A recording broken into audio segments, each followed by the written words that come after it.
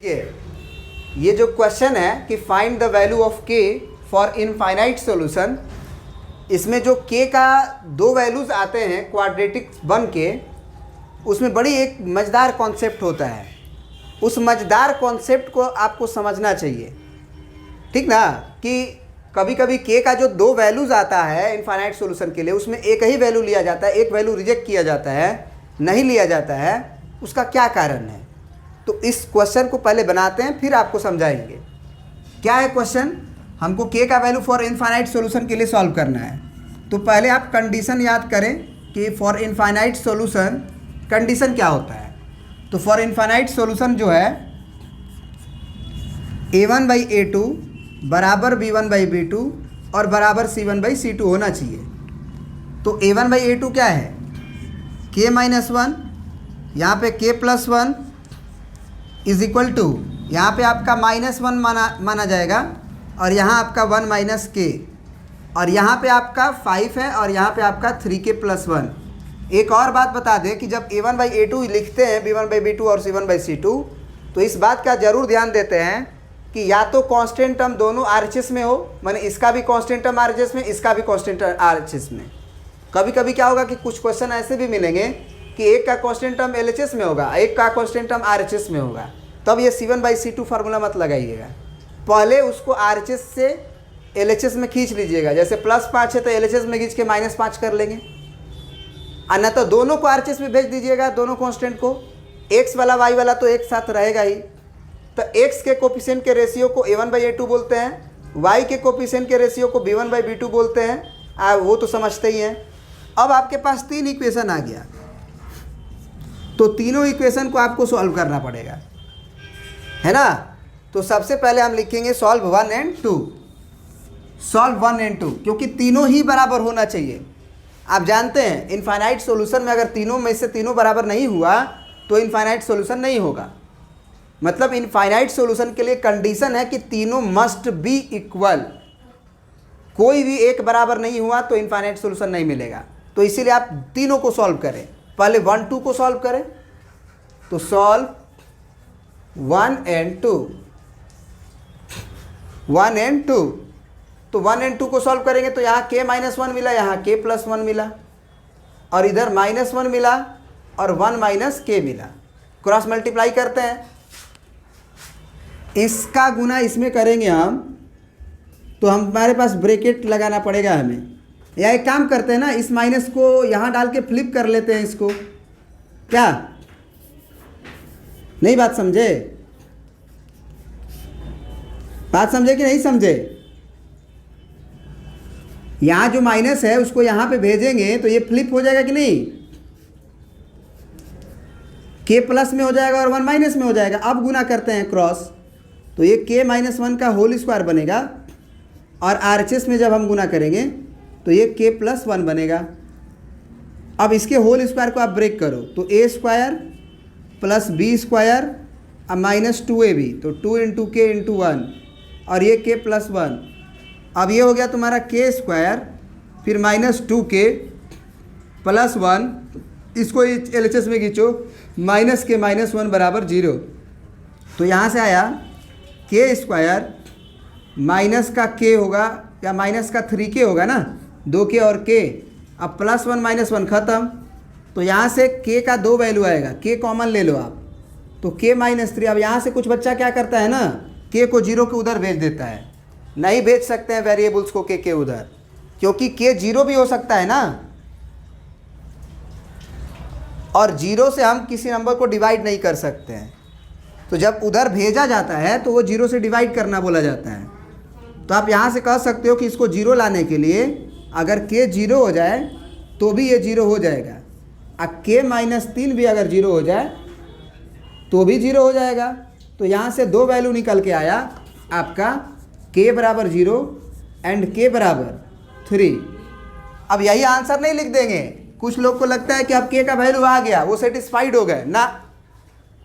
ऐसा होना बिल्कुल गलत है, क्योंकि आपका इनफाइनाइट सॉल्यूशन के लिए केवल 1 और 2 को बराबर नहीं होना चाहिए, और आप केवल 1 और 2 को ही सॉल्व करके आगे बढ़े हैं।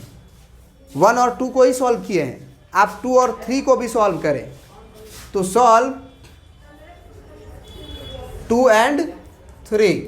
तो जब 2 एंड 3 को सॉल्व करेंगे तो 2 नंबर रिजल्ट क्या है हमारा, -1 डिवाइडेड बाई 1 माइनस के, और इधर है आपका 5 डिवाइडेड बाई 3k प्लस 1। अब आप क्रॉस यहाँ पे गुना कर सकते हैं इसको बिना फ्लिप किए हुए भी। तो यहाँ पे गुना करिएगा आप तो ये होगा -3k और यहाँ से होगा -1, क्योंकि -1 का गुना हुआ। फिर 5 का गुना करिएगा तो 5 एकम 5, फिर -5k। अब इस 5k को उधर लेके जाते हैं तो +5k होगा, अब -3k हो जाएगा। इस -1 को उधर भेजते हैं तो ये 5 है और -1 उधर जाके +1, तो ये आपका 2k हो गया, ये आपका 6 हो गया। तो k का वैल्यू आपका क्या हो गया, 3। अब ये जो k का वैल्यू 3 आया और यहाँ सॉल्यूशन 1 जो आया हुआ है पहला पार्ट, ये जो दूसरा पार्ट है सॉल्यूशन 2, इन दोनों को देखने के बाद आप k का वैल्यू 0 को रिजेक्ट कर दीजिएगा, क्योंकि k का जो वैल्यू 0 आ रहा है वो 1 और 2 को सॉल्व करने के बाद आ रहा है, 2 और 3 को सॉल्व करने के बाद नहीं आ रहा है। तो अगर 1 और 2 को सॉल्व करने के बाद k का वैल्यू 0 आ रहा है तो 1 और 2 क्या था आपका, ध्यान से देखिए, 1 और 2 ये था। इसका मतलब जब k बराबर 0 डालोगे तो ये दोनों बराबर आएगा, ये बराबर नहीं आएगा पक्का, देख लो डाल के। तो k बराबर 0 डालोगे तो ये -1, यहाँ 0 डालोगे तो +1, यहाँ k का वैल्यू 0 डालोगे तो ऊपर -1 और नीचे 1। देखो -1 बराबर -1 सही आ रहा है। अब वही k का वैल्यू इसमें भी डालना पड़ेगा आपको, क्योंकि एक बार क्वेश्चन में k का वैल्यू डाल रहे हैं तो पूरे में डालना पड़ेगा। ऐसा नहीं कि आधा में दूसरा के आधा में दूसरा के, ऐसा थोड़ी होता है। तो k का वैल्यू आप क्या डाल रहे थे, 0 डाल रहे थे। अब ये देखो ये 5 हो गया और k का वैल्यू 0 डालने पे ये 1 हो गया। क्या ये बराबर हुआ, बोलो? -1 के बराबर 5 होता है? नहीं होता है। तो अगर ये बराबर नहीं आया मतलब ये बराबर नहीं आया, मतलब ये बराबर नहीं आया, इसका मतलब a1/a2 is equal to b1/2 is not equal to c1/c2 का केस हो गया। इसका मतलब वो पैरेलल की कहानी हो जाएगी और नो सॉल्यूशन का कहानी हो जाएगा।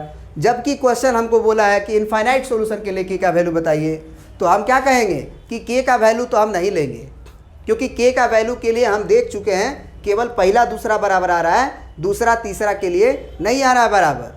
तो ऐसा कौन सा वैल्यू है भैया जो k के वैल्यू के लिए दोनों को बराबर कर रहा हो, पहला दूसरा को भी और दूसरा तीसरा को भी, है ना? k का ऐसा कौन सा वैल्यू है जो तीनों को बराबर कर रहा है? तो भैया यहाँ पे देखते हैं कि इसमें k बराबर 3 भी आया था, इसमें भी k बराबर 3 आया है। इसका मतलब k बराबर 3 दोनों को बराबर कर रहा होगा। तो लिख देंगे यहाँ पे फाइनल सॉल्यूशन में कि from S1 and S2, from S1 and S2 यानी कि solution 1 and solution 2, k is equal to 3 will be my answer. अब कोई कहेगा रीज़न बताओ कि k बराबर 0 क्यों रिजेक्ट करोगे, तो लिख देंगे कि फॉर k बराबर 0 a1/a2 is equal to b1/b2 is not equal to c1/c2, this imply no solution, this imply no solution. आप चेक करके देख लो k बराबर 0 के लिए। और अगर आप फिर से सेटिस्फाइड होना चाहते हैं कि आखिर में k बराबर जो 3 आप सॉल्यूशन मान रहे हैं, k बराबर 3, क्या वो तीनों को बराबर करेगा, आप डाल के देख लो k बराबर 3, क्योंकि वो दोनों से आया है, 1 और 2 को भी सॉल्व करने से आया है और 2 और 3 को भी सॉल्व करने से आया है। तो k बराबर 3 तीनों को बराबर करेगा। चलिए हम दिखा देते हैं।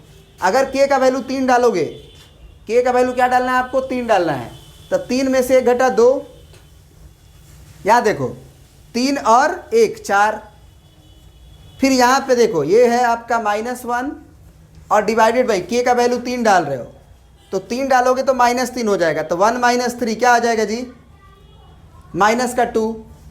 क्या ये बराबर दिख रहा है तुमको, 2 एकम 2, 2 दूना 4, माइनस माइनस कट ही जाएगा, तो 1/2 1/2। फिर इसमें डालते हैं, तो इसमें डालेंगे तो ये 5 है और डिवाइडेड बाई k का वैल्यू हमको 3 डालना है, तो 3 3 9 और 9 और 1 10, तो क्या ये भी 5/10 1/2 आया, तीनों बराबर आया। तो इसीलिए बोला जाता है कि ऐसा ही k लेंगे, ऐसा ही k लेंगे जो कॉमन हो, जो कॉमन हो। मतलब पहला दूसरा दूसरा तीसरा को सॉल्व करने के बाद जो के आएगा वो कॉमन होगा, वही आंसर होगा। अगर कॉमन नहीं आ रहा है तब तो के का वैल्यू एग्जिस्ट ही नहीं करेगा, मतलब उस केस में उस क्वेश्चन का इनफाइनाइट सॉल्यूशन होगा ही नहीं। मान लो कि इसमें के का वैल्यू पहला दूसरा को सॉल्व किए 4 आ गया, दूसरा तीसरा को सॉल्व किए के का वैल्यू 5 आया, तो बिल्कुल एक कॉमन नहीं है, एक ही वैल्यू आया दोनों से, अब वो भी कॉमन नहीं आया। तो उस केस में हम कहेंगे कि इस क्वेश्चन का इनफाइनाइट सॉल्यूशन मिलेगा ही नहीं, मतलब आप के का कोई भी वैल्यू रख लो इनफाइनाइट सॉल्यूशन नहीं मिलेगा। तो उस समय आप कहोगे आंसर में कि there is no value of K for which this question have infinite solution. ये नहीं लिख दोगे कि क्वेश्चन गलत है। बात समझ में आना चाहिए। ठीक है, प्रिंट कर लीजिए इसको बहुत अच्छे से।